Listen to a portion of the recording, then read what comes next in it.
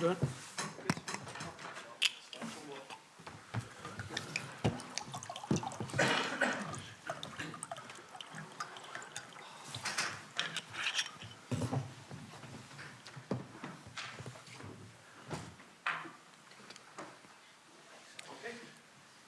Steve, is everyone reported fit and ready for this camp? Yeah, obviously Thursday camp early in the week, a lot of the boys played Sunday, so one or two little knocks and niggles over the first couple of days, but everybody's fit and well trained today. Max Johnston is a bit of a later call-up. What's the thinking behind bringing him in? Just pad out the squad a little bit, just to have obviously 2 games, Thursday and then Sunday. You always assume that you might pick up some kind of knock or niggle, so just brought him in for that reason. That's it. Pleased with what he showed in the last couple of camps, that he's ready to come in and contribute if needed? Yeah, good, ready to go. He was unlucky not to be in the initial squad anyway. I had a good chat with him on the phone, explained my reasons. He accepted them, which obviously was disappointed, but could understand why I'd made the changes with Aaron Hickey and Tony Ralston both being fit. So he's back in the squad, and it's good for Max, more experience. 2 big games coming up at Hampden in the space of a few days. Do you get a sense of excitement in the squad about these ones and what could be possible in these matches? Not so sure excitement, more focus, determination. The players understand that every game in a qualification process is really important, that you get as many points as you can. Obviously we managed to pick up 4 points for 2 away games last month, and we'd like to pick up as many as we can this month, and that would put us in a good place going into November. So the players understand what they have to do. What do you think the group have learned since the last time they played against Greece? Play better. They have to play better. The last game,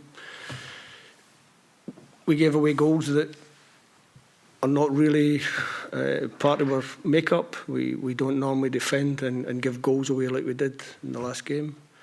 There were some moments in the first 30 minutes where I think we showed that we can be a threat to Greece. We'd obviously been in Greece and won the game.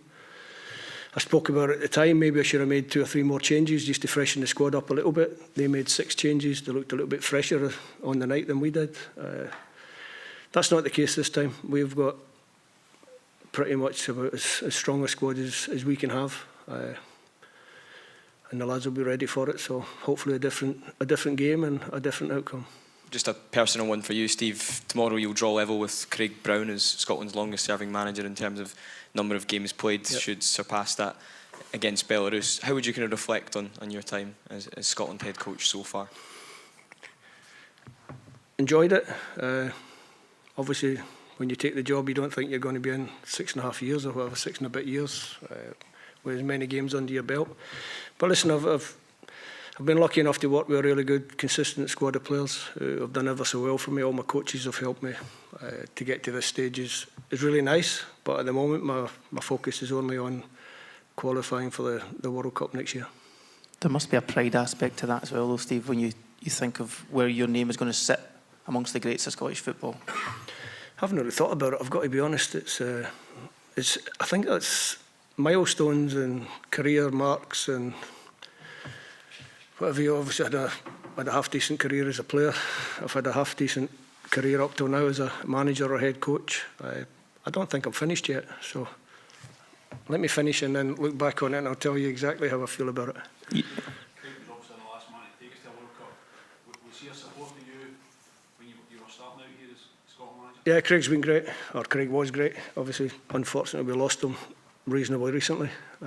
Craig was always very supportive, always good words of advice, and much appreciated by me. What do you think Craig would say to you at this point, Steve? Would he point out that you hadn't qualified for a World Cup yet, like he had? He'd probably point that out, of course he would. Of course he would. And he'd also probably point out the fact that he should have dug his heels in and stayed a little bit longer.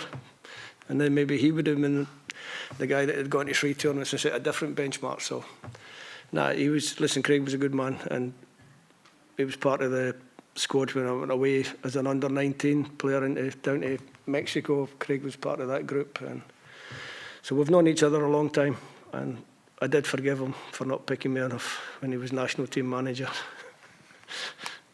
You just mentioned the determination and of the focus of the squad. obviously we were speaking to Kenny at the beginning of the week, speaking to Ryan just before you feel that this is the chance for the players, you know, some of them are coming towards the end of their career, that determination of the squad, is that the sort of palpable feeling that gives you the confidence that this could be the time for the players to end that weight? Obviously they know that they've managed to qualify for 2 tournaments, they've been at 2 tournaments. They understand how close they got the last time in the World Cup campaign. It was a really good qualifying campaign. The playoff game didn't go our way.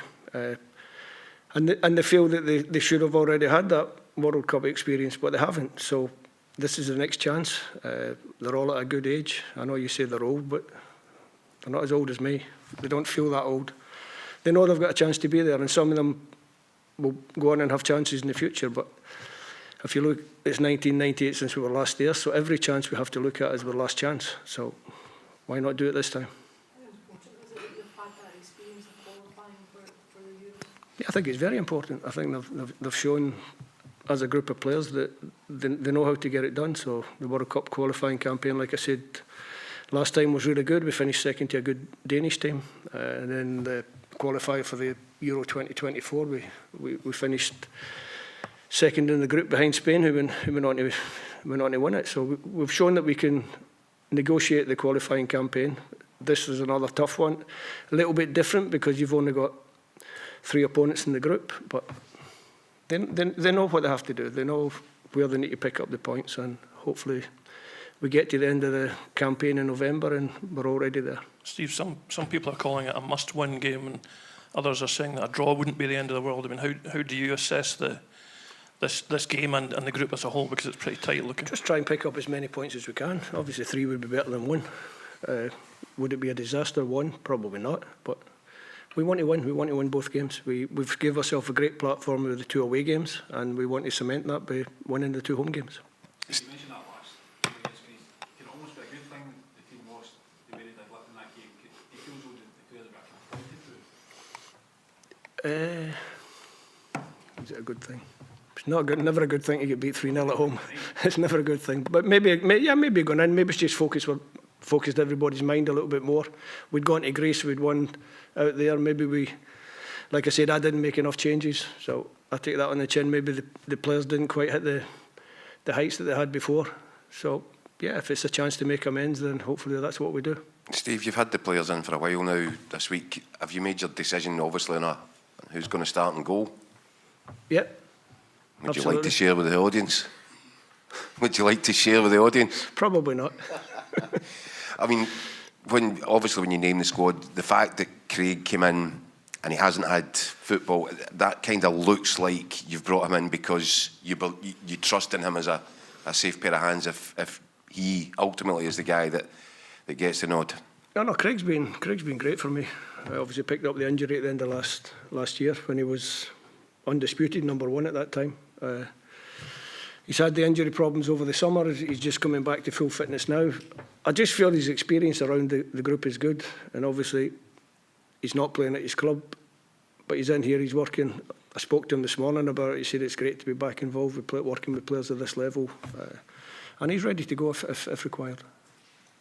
In terms of this particular fixture against Greece, because of their result against Denmark last time out, do you think there's a possibility here to almost knock them out of contention with a win? No, because after this game, there's still 9 points up for grabs. So I think if anybody, there's nobody in this room that would have thought that Denmark would go to Greece and win 3-0. So it's a section that I think has shown that there can be some strange results. The teams are quite equally matched. So I wouldn't be surprised if Greece could go to Copenhagen and win. That's the reality of where we are. So even if we beat them, I don't think they're dead because there's still 9 points to play for. But if we take 6 from these 2, we're in a very strong position. You start getting into ifs and buts and maybes. It's better for us just to concentrate on the first game and make sure that our performance is better than it was in March, and make sure that our performance is good enough to take the 3 points.